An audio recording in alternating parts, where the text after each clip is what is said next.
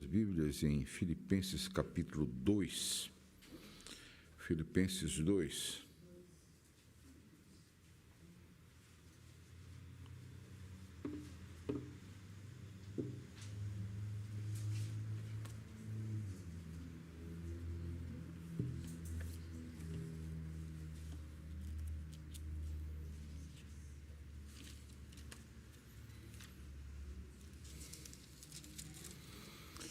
Filipenses 2, versículo 5, perdão. Tende em vós o mesmo sentimento que houve também em Jesus Cristo, pois ele, subsistindo em forma de Deus, não julgou como usurpação ser igual a Deus, antes a si mesmo se esvaziou, assumindo a forma de servo, tornando-se em semelhança de homens e reconhecido em figura humana, a si mesmo se humilhou, tornando-se obediente até a morte, e morte de cruz. Pelo que também Deus o exaltou sobremaneira. Ele lhe deu um nome que está acima de todo nome, para que ao nome de Jesus se dobre todo o joelho nos céus, na terra e debaixo da terra, e toda língua confesse que Jesus Cristo é Senhor, para a glória de Deus Pai. Meus irmãos, hoje, pela manhã, eu falei aos irmãos, e espero de todo o coração que tenha ficado bem claro, que o verdadeiro cristianismo não é quando o homem busca Deus, mas é Deus buscando o homem. Quando o homem busca Deus, como foi feito em Babel, que eles construíram uma torre que chegasse até os céus, eles só vão encontrar, o homem só encontra confusão e só encontra juízo de Deus. Essa é a razão pela qual a maioria das igrejas que seguem um cristianismo não bíblico e que lutam para chegar a Deus, sempre dão errado. A pessoa, às vezes, pode não construir uma torre concreta no fundo da sua casa, mas, às vezes, ela está construindo alguma coisa que ela acha que vai levá-la a Deus. Por exemplo, ela acha que praticando boas obras vai levar a Deus. Tolo. O homem só dirige-se a Deus quando Deus o chama. Antes de Deus chamá-lo, o homem é um morto, como Lázaro no túmulo. É quando Deus o chama que ele ressuscita e que pode responder ao chamado do Senhor e sair do túmulo. Pois bem, é Deus quem busca o homem, como Jesus buscou o túmulo de Lázaro. Fica uma pergunta que eu quero responder hoje à noite. Como é que Deus se transformou, como é que Deus buscou o homem? Bem, eu já disse de manhã e repito, para quem não veio de manhã ou para avivar a memória de outros que vieram e já esqueceram, que Deus buscou o homem não simplesmente assim como um de nós faz uma visita. Estou aqui para te chamar, vamos dar um passeio juntos. Não. Para Deus buscar o homem, houve necessidade de tanta coisa. A maior mudança que já houve no universo aconteceu. Primeiro, Deus se tornou homem. Meus irmãos, já é complicado nós expressarmos como que Deus Pai relaciona-se com Jesus Cristo. Jesus Cristo, aliás, Cristo, o Jesus pré-existente antes de Maria, é o Filho de Deus. Mas ele não é filho no sentido que nossos filhos são nossos filhos. A relação que Jesus guarda com seu Pai é diferente da que nossos filhos guardam conosco. Nossos filhos são produtos de nossa carne. Jesus é filho de Deus porque ele é a palavra de Deus. Ele procede do Pai porque o Pai o falou. Ele é a palavra que sai de Deus e que não volta para Deus vazia, mas faz tudo o que apraz a Deus.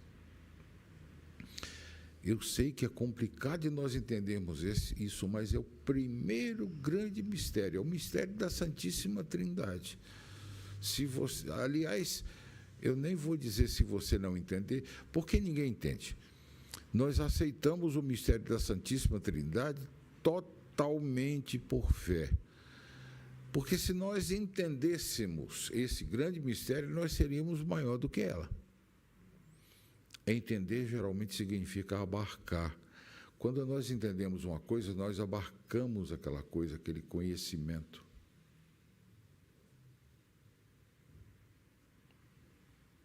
Nós, por assim dizer, medimos aquele conhecimento. E não ocorre com isso. Nós não somos maior do que Deus para entender os seus grandes mistérios. Pois bem, irmãos, eu espero, se vocês me perdoarem, não tocar nessa parte de Deus Pai relacionando-se com Deus Filho, mas deixar bem claro que Deus Filho, ao encarnar-se, era Deus Pai se encarnando. Agora, como é que ele fez isso? Esse texto tenta explicar. E olha, é muito interessante que esse texto parte do pressuposto que todos eles entendiam. Como? Repare, versículo 5, tende em vós o mesmo sentimento que houve também em Cristo Jesus. Quando Paulo dirige essa carta à igreja de Filipos, Paulo está dizendo de forma muito clara que eles sabiam o que aconteceu com Cristo e que eles deviam ter o mesmo sentimento. É interessante que esse conhecimento que, pelo jeito, era comum nos tempos apostólicos, com o passar dos anos, ele foi esvaziado, ele foi perdido. Porque nós vemos logo depois do período apostólico, depois do ano 100 e poucos, nós vemos que aqueles homens que geralmente são chamados de os pais da igreja, eles começaram a debater isso. E é só no ano 350 que eles vão firmar exatamente como é que Cristo relacionava-se com o Pai, e mais do que isso, vão firmar como é que ele se encarnou. Eu já vi gente apressadamente dizer que Jesus usou Maria como uma barriga de aluguel. Não é bem isso. Jesus não vestiu o corpo. Cristo não vestiu o corpo de Jesus como quem veste uma roupa. Não é bem isso. Eu já ouvi pessoas raciocinando sobre isso dizerem o seguinte: não, do jeito que nós temos corpo e espírito, Cristo era o espírito de Jesus. Eu estou tentando ser consistente em usar o nome Jesus para o Filho, o resultado de Maria, e Cristo para o Jesus pré-existente que estava na glória com o Pai. Irmãos, Deus falou e tudo foi criado. E João diz que sem ele, o Verbo, a palavra de Deus, nada do que foi feito se fez. E pela segunda vez Deus fala. E agora o seu Filho se transforma em um de nós. Jesus é a revelação de Deus. Irmãos, deixa eu abrir um parênteses aqui. É por isso que nós somos tanto contra a qualquer tipo de revelação, porque Jesus é a última revelação de Deus. Se nós dissermos que temos mais alguma revelação, nós dizemos que Cristo não é a principal revelação de Deus, e é. Cristo é a expressão exata do ser de Deus, é o que diz o escritor da carta aos Hebreus. Cristo sustenta todas as coisas pela palavra do seu poder. Todo o sistema solar está girando, todas as galáxias estão girando numa velocidade tal que às vezes nós não conseguimos imaginar. Entretanto, tudo isso está sendo mantido pela palavra de Cristo. Ele é o autor de todas essas coisas. Ele é o Verbo pronunciado por Deus que criou todas essas coisas. E a segunda coisa que foi criada depois daqueles primeiros dias da criação foi exatamente no ventre de Maria. Descerá sobre ti o Espírito do Senhor, e o seu poder te envolverá com a sua sombra, é o que diz o anjo a Maria. Por isso o ente santo, veja bem a palavra ente, o ente santo que há de nascer será chamado o Filho de Deus. Quando Jesus fala pela segunda vez, Cristo Jesus aparece como a primeira célula no corpo de Maria. Os médicos costumam chamar essa célula de zigoto. Ela se divide em duas, as duas se dividem em quatro, as quatro se dividem em 8 ou 16, não sei, a progressão é geométrica, e cada uma dessas células carrega um DNA completo. E todas elas possuem cromossomos do pai e da mãe. Os cromossomos do Senhor Jesus eram de Deus Pai e de sua mãe, Maria. Nesse aspecto, nós não ficamos chocados, se bem entendido, quando a gente diz Maria era mãe de Deus. Era. Porque Jesus Cristo era Deus. Mas daí a dizer que Maria manda em Jesus, como uma mãe humana manda numa criança, vai uma distância muito grande.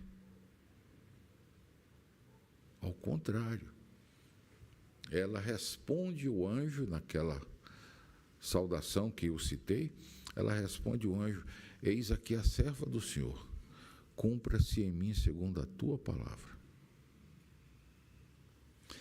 Pois bem, a primeira parte de Jesus transformando-se em um de nós está exatamente aí. Ele esvazia-se. Do que ele esvaziou-se? Bem, o texto diz que ele não julgou como usurpação o ser igual a Deus. Ou seja, Jesus não disse: eu não vou fazer isso, eu sou Deus. Pelo contrário, ele fez de bom grado, atendendo às ordens do Pai. Esvaziou-se. Meus irmãos, essa palavrinha é complicada, porque essa palavrinha, no começo da igreja, ela deu a ideia da teoria, a chamada teologia kenótica, porque a palavra em grego é chamada kenosis. Então, eles dizem o seguinte: é a teologia kenótica, a teologia do esvaziamento. Deus deixou de ser Deus para se tornar um de nós. E como nós recebemos Deus, assim nós estamos vivendo com Ele. E, de fato, o próprio nome dele, Emanuel, significa Deus conosco. Até aí tudo bem. O problema foi aumentando. Até alguns anos, no começo do século XX, que um gaiato disse: Deus se transformou em homem. deixou de ser Deus, tanto é que nós o matamos. Deus está morto. E terminou, graças a Deus.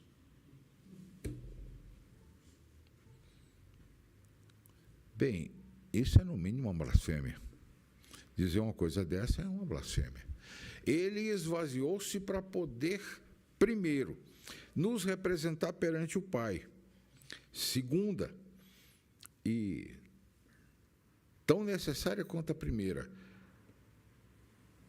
aprender como é que nós vivemos. Ah, mas ele não sabia? Sabia, mas não por experiência própria. Jesus nunca teve que obedecer. Hebreus diz que ele aprendeu a obediência. Como que ele aprendeu a obediência? Obedecendo a Maria, obedecendo a José. Ele aprendeu as dificuldades de uma família. Irmãos, um pequeno parêntese aqui também, que vai ser mais esclarecedor. Eu sou filho único. Tive uma irmã que nasceu antes de mim, mas ela nasceu morta. Então, sou filho único, não conheci irmão, nunca briguei com nenhum irmão. Então, não sei o que é isso. Tenho 2 filhas. Quando eu vejo as 2 se estranhando, eu fico pensando, meu Deus. E às vezes brigam de se ofender, mas no mesmo dia estão se beijando. Isso aconteceu na família de Jesus. Você pode ver no Evangelho de João que é dito que nem seus irmãos acreditavam nele. E essa descrença era somada com uma indignação contra ele de tal forma que na cruz o Senhor Jesus lembrou-se de sua mãe, virou para o primo e disse: mulher, eis aí teu filho. E continuou: filho, eis aí tua mãe. Desde aquele momento, João a tomou e cuidou dela. É como se os outros irmãos tivessem abandonado. É daí que a Igreja Católica gosta de dizer que eles não eram irmãos de Jesus, mas meio-irmãos, porque eles eram nascidos de um casamento anterior de José. Não acredito nisso. Acredito que faz mais justiça você pensar que o Senhor Jesus foi criado numa família como as nossas famílias hoje, em que um irmão briga com o outro. Ele era o primeiro. Aos 30 anos, ele já deveria ter se casado há muito tempo e desimpedido todos os outros de se casarem também. Mas aos 30 anos, ele sai de casa em um ministério itinerante. Os outros irmãos não formam família. As irmãs provavelmente não se casam. O Marcos cita o nome de 4 irmãos do Senhor Jesus e fala de irmãs. Portanto, eram no mínimo 2. Esse amargor, Maria sofreu ao ver sua família despedaçada desse jeito. E o Senhor Jesus aprendeu o quanto a sua família sofre quando você vê seus filhos brigando um com o outro, ou então desprezando você. Se é uma coisa que filho sabe bem fazer, é machucar o pai. Parece que ele treina para acertar exatamente no nervo, naquele nervo que parece um nervo exposto do dente. Isso não é novo, isso é velho. Isso aconteceu, você vê com uma descrição notável, aconteceu com Jacó. Inclusive com a participação da esposa dele. O filho, aproveitando-se da sua cegueira e da sua velhice, enganou seu pai Isaque e, ajudado pela sua mãe, Rebeca. Coisa parecida aconteceu na família do nosso Senhor Jesus Cristo. Seus irmãos não criam nele, discutiam com ele: se tu fazes esses milagres, vai fazer onde tem muita gente.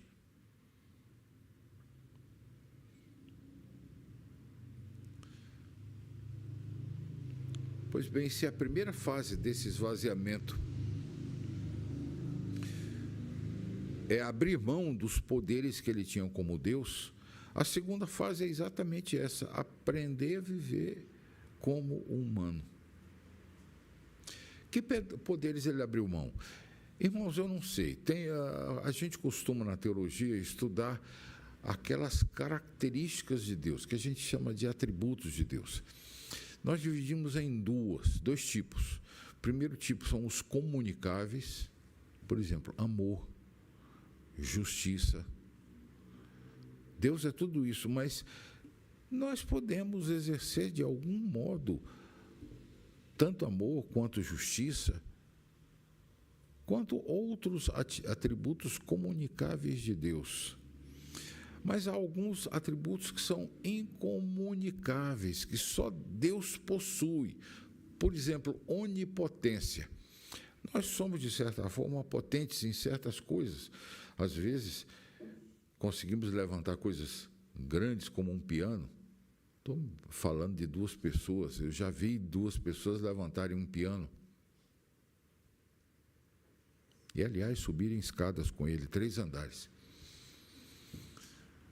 Mas Deus é muito mais poderoso do que isso. E quando eu falo de potência, não é só potência material, física, não. Nós estamos vendo um juiz na nossa terra com uma grande potência em sua caneta.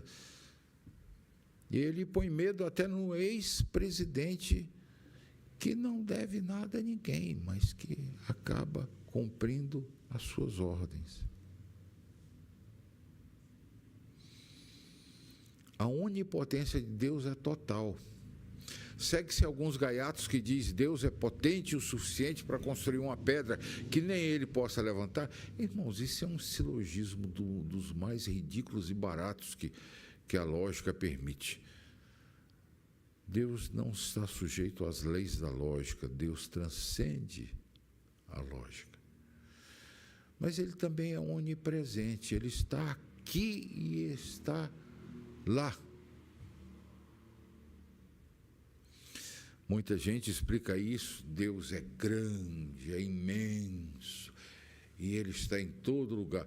Bem, não é isso que a Bíblia ensina. Essa onipresença de Deus não é por ele ser grande, imenso, que é como um balão, que ele está em todo lugar, que envolve tudo isso aqui. Não.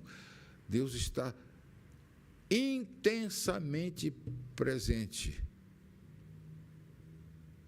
100% no seu coração, 100% no meu, 100% no coração de qualquer pessoa que esteja do outro lado do globo. Vocês estão entendendo? Geralmente nós não sabemos sequer explicar os atributos de Deus. Como é que nós vamos entender do que Cristo se desvestiu, se esvaziou? Mas ele se esvaziou. Ele deixou de lado tudo aquilo que o caracterizava como Deus, para ser reconhecido em uma célula humana no ventre de uma mulher. Passou pelo drama do parto. Se é ruim para a mãe, tanto é que a Bíblia constantemente fala daquela que está em dores de parto, imagine para a criança, que geralmente sofre tanto na hora do parto que nasce chorando. Pois bem, ele se esvaziou, mas não ficou só nisso. Ele assumiu forma de servo. Por gentileza, não imaginem que ele assumiu apenas a forma de um homem santo. Não, ele assumiu forma de servo. Não tinha pecado, mas ele foi reconhecido em figura humana. E era tão perfeita o seu reconhecimento que Filipe olhou para ele e disse: mostra-nos um Pai, isso nos basta. E ele respondeu a Filipe, seu discípulo: há tanto tempo eu estou com vocês, e como é que você diz, mostra-nos o Pai? Quem vê a mim, vê o Pai. Mas, irmãos, nem seus discípulos entenderam direito. Talvez uma das grandes humilhações do Senhor, além de ter uma família problemática, tenha sido exatamente chamar discípulos que deveriam entender o que ele estava ensinando, continuar sua missão. Eles continuaram sua missão, mas não continuaram do jeito que ele realmente queria. Nos últimos dias, tinha dois brigando para ver quem era o maior. Um o traiu, outro o negou, todos fugiram. E ele se viu só. Ele assumiu a forma de servo.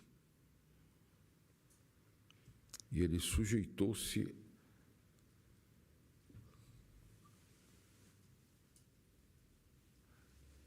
não sujeitou-se só aos pais humanos, mas ele obedeceu à lei dos judeus.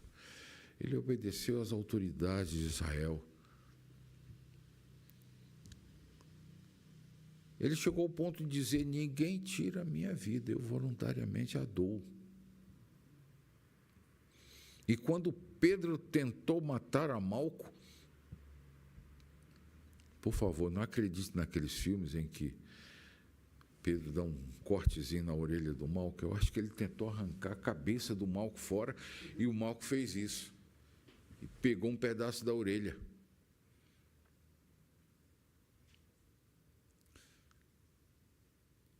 Ele vira-se para Pedro e diz: acaso eu não poderia chamar 12 legiões de anjos que lutassem em meu favor? Irmãos, um anjo inteiro já acaba com tudo. Um anjo só matou todos os primogênitos do Egito em uma noite. 12 legiões, 72 mil anjos, se utilizar legião como 6 mil soldados romanos. Variava entre 6 e 8 mil. Estou usando a parte mais baixa, 6 mil. Pois bem, ele sujeitou-se até à autoridade romana. Você vê que ele diz claramente na hora do imposto: dai a César o que é de César. Mas não deixou barato: dai a Deus o que é de Deus.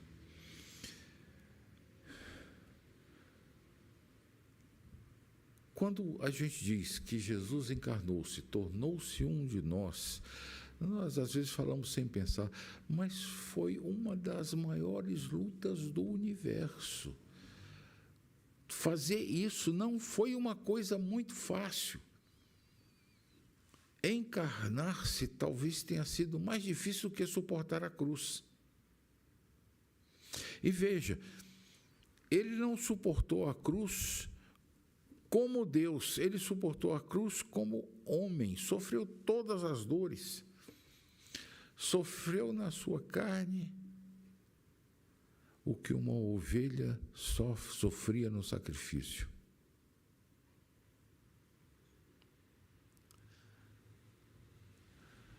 Mas, irmãos, talvez a coisa que mais tenha machucado o nosso Senhor não foi, não vou diminuir, mas a parte física certamente foi uma grande dor para ele, mas talvez a parte que mais dolorosa foi a parte moral. As pessoas que deveriam cuidar da sua religião, os sacerdotes, os levitas, foram os que prenderam, que o julgaram com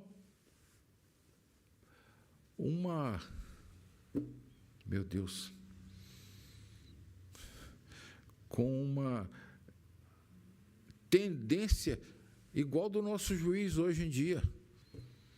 Ele é a vítima, ele é quem julga, ele é quem castiga. Na noite em que eles condenaram o Senhor Jesus à morte, eles quebraram todo o código de processo penal dos judeus. Era estritamente proibido alguém ser julgado no mesmo dia em que tinha sido entregue às autoridades. Deveria ter uma sessão especial para receber a denúncia. E entre essa sessão especial de receber a denúncia no Sinédrio, aliás, o Sinédrio só podia julgar crimes em segunda instância, como o nosso Supremo. Nosso Supremo é talvez a quarta instância. Mas o Sinédrio poderia julgar em instância. Ocorreu um crime que o foro o tribunal daquela cidadezinha não conseguiu julgar, mas remetia a Jerusalém. Ou então crimes cometidos em Jerusalém.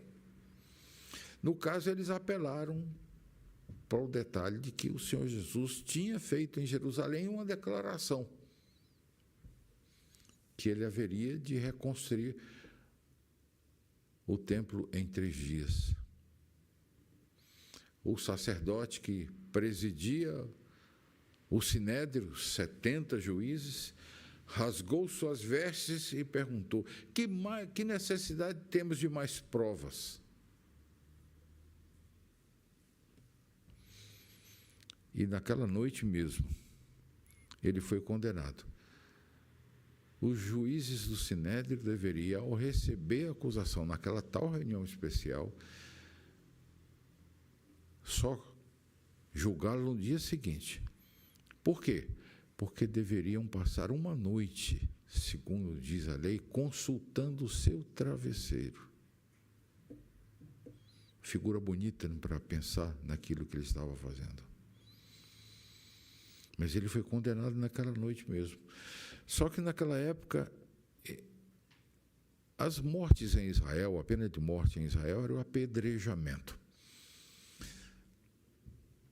O apedrejamento era o tipo da pena de morte que ninguém sabia quem matou. Porque um monte de gente jogava pedra e quem matou? Quem apedrejou? A cidade inteira. Roma é que tinha uma condenação. Aliás, o juiz romano, ele não apenas aplicava a pena de morte, mas como ele poderia também dizer que morte. Às vezes a pena de morte seja morto ou arrastado por cavalos. Às vezes seja jogado no fogo. Às vezes seja jogado na água com peso nos pés. Às vezes, logo no comecinho de Roma, dependendo do crime, a pessoa era, por exemplo, um amigo mais próximo ou uma esposa que traiu um marido e levou o marido à morte, às vezes era costurada ao corpo do defunto para apodrecer junto. Isso era determinado pelo juiz, o tipo de pena de morte. E no caso do Senhor Jesus, o tipo de crime, os judeus não puderam apedrejá-lo, porque eles estavam tomados por Roma. Só Roma poderia condenar alguém à morte. Então, cedo de manhã, saíram para entregá-lo ao governador romano. E houve um jogo de empurra, porque o governador descobriu que ele era de Nazaré, portanto, província governado por outra pessoa. Mandou para essa outra pessoa, que era Herodes, filho do assassino de crianças. Herodes devolveu. E o governador, querendo se eximir de responsabilidade, diz: olha, eu não vejo crime maior nesse homem. E aí os sacerdotes apelaram: se não o condenas, você não é amigo de César. Ora, um romano ser declarado por judeus, gentios, colonizados, que não era amigo de César, era um negócio pesado. Chamou um servo com uma bacia, lavou as mãos e disse: eu estou livre do sangue desse inocente. Estava nada. Ficou pior ainda. Ele cometeu ali a prevaricação. Ele podia ter salvado o nosso Senhor Jesus da morte, mas ele lavou suas mãos. Ele deixou de cumprir a sua função, que era não só punir o mal, mas elogiar o bom, salvar o bom. E o Senhor Jesus foi condenado à pena dos escravos ou dos rebeldes, que era a crucificação. A crucificação, ela tinha um estigma muito ruim. Não só era dolorosa, mas ela tinha o estigma de ser uma pessoa abjeta. Só os piores eram crucificados. Era o pior tipo de morte. A pessoa era pendurado em uma cruz. No caso do Senhor Jesus, houve requintes de crueldade, porque suas mãos ou os pulsos foram pregados, geralmente eram apenas amarrados. Os pés também foram pregados, os pés ficavam sobre uma espécie de patíbulo, uma consola, e a pessoa se segurava o peso do corpo ali. Tanto é que, para os ladrões morrerem rápido, eles quebraram as pernas, porque aí o peso todo cairia, sem o apoio das pernas, o peso cairia sobre o diafragma, que apertava, e ele não conseguia respirar. Não é que ele morria como um asmático. O asmático, ele morre cheio de ar, não consegue pôr para fora. O Senhor Jesus, ele morreu antes, mas ele morreria sem ar nenhum nos pulmões, porque ele não conseguiria fazer força suficiente para inspirar.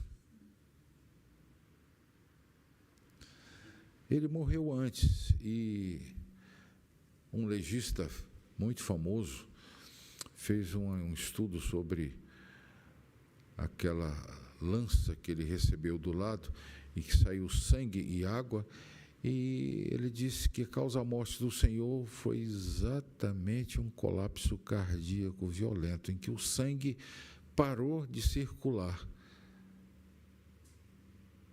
Tanto é que se decantou. E o plasma, que é a água, saiu junto com as poucas hemácias que estavam ainda decantadas.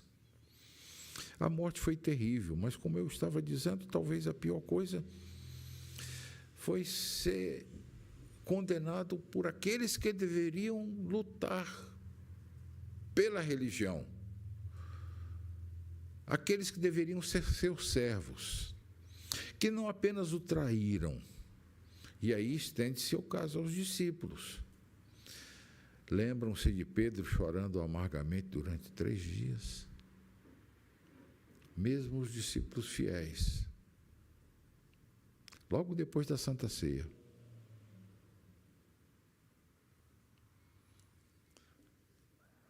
Mas ele foi terrivelmente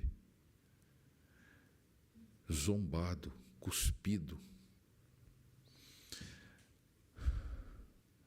Geralmente o que vem na nossa cabeça são os crucifixos católicos, em que ele aparece com um paninho amarrado na cintura. Mas o texto é muito claro: despiram-lhe as vestes e o pregaram na cruz. A desonra, a vergonha, como diz o apóstolo Paulo, estava presente. E aquele que era todo-poderoso foi reconhecido em figura humana, transformou-se em servo e foi morto. Não qualquer tipo de morte, morte de cruz. Meus irmãos, tudo isso eu quero terminar só com uma coisa. Quando você disser, Cristo veio me buscar, lembre-se de que isso não foi uma coisa tão simples, não. A Cristo custou um grande preço. E não foi um preço pago na hora, não. Ele ficou 33 anos pagando aquilo lá. Ele nasceu em uma criança. E 33 anos depois é que morreu. E em uma de suas orações ele disse, eu estou aqui exatamente para isso eu fui enviado. Mais importante do que o Natal, quando nós nos regozijamos por ele ter assumido a nossa natureza, é exatamente aquele momento em que ele se dá por nós. Agora, é claro, nada disso supera a sua ressurreição. Mas isso é a segunda parte. O texto, se você continuar lendo, diz no versículo 9, pelo que também Deus o exaltou sobremaneira e lhe deu o nome que está acima de todo nome, para que, ao nome de Jesus, se dobre todo o joelho, no céu, na terra e debaixo da terra, e toda língua confesse que Jesus Cristo é Senhor, para a glória de Deus Pai. O que está por trás dessas palavras tão bonitas é o seguinte, vai chegar um dia em que ele voltará, e alguém vai dizer Jesus, e todo que escutar aquele vai se dobrar de joelhos diante dele, e toda língua confessará, até os ímpios confessarão que ele é Senhor, irão para o inferno, confessando que ele é o Senhor, e é ele que vai mandá-los.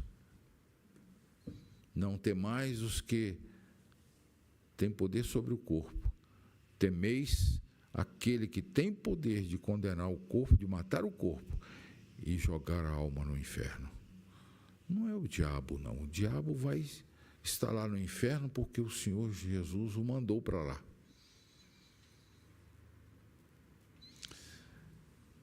Meus irmãos, é por isso que o verdadeiro cristianismo é tão antipático, porque ele fere exatamente o orgulho humano, ele fere os brios. Não, eu vou fazer isso assim, assim. Eu conheci uma senhora que disse que estava fazendo jejum, e eu tentei dissuadi-la a não exagerar muito, porque o jejum para nada vale, a não ser para deixar você mais elegante, mais magro. Certamente eu estou precisando fazer muito jejum. Mas o jejum não salva a sua alma. Mas eu desisti de fazer isso porque aquela senhora estava jejuando chocolate. Ela fez uma promessa, que ela só voltaria a comer um chocolate quando Deus concedesse isso e aquilo. O que eu vou fazer? O que eu vou falar? Como é que eu vou fazer uma pessoa dessa entender que não é carne, não é comida nem bebida que nos aproxima de Deus?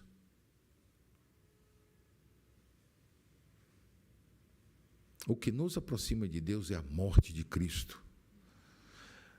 Nós amamos Maria. Certamente nós vamos nos encontrar com ela lá. E certamente você vai passar muita vergonha, você protestante, quando encontrar-se com ela e lembrar-se das vezes que você não ligou muito para ela. Mas repare, não a adore, não peça coisas nenhuma a ela, porque quem lhe salvou foi o filho dela.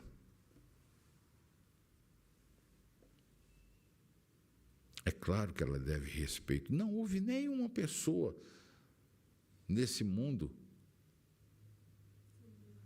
que obedeceu tanto ao Senhor quanto Maria. Maria entregou-se. Maria cumpriu em seu próprio corpo a palavra do Senhor. Mas, irmãos, terminando, e para não terminar, falando de Maria, voltar a falar do Senhor Jesus, eu lhe exorto de todo o meu coração, não ache que você vai conseguir de Deus alguma coisa fazendo isso ou fazendo aquilo. Não existe nada que você possa fazer para ser salvo. É Deus quem tira você. É Deus quem salva você. Ah, pastor, mas se eu não aceitar Jesus, eu não vou ser salvo. Não é questão de você aceitar Jesus, a questão é Jesus lhe aceitar. Porque no momento que o Senhor Jesus disser, fulano, vem para cá, não adianta, você vai. É irresistível esse chamado. Você vai. Do jeito que você tiver. Com pecados, com tudo. Você vai. Coloca-se nas mãos dele.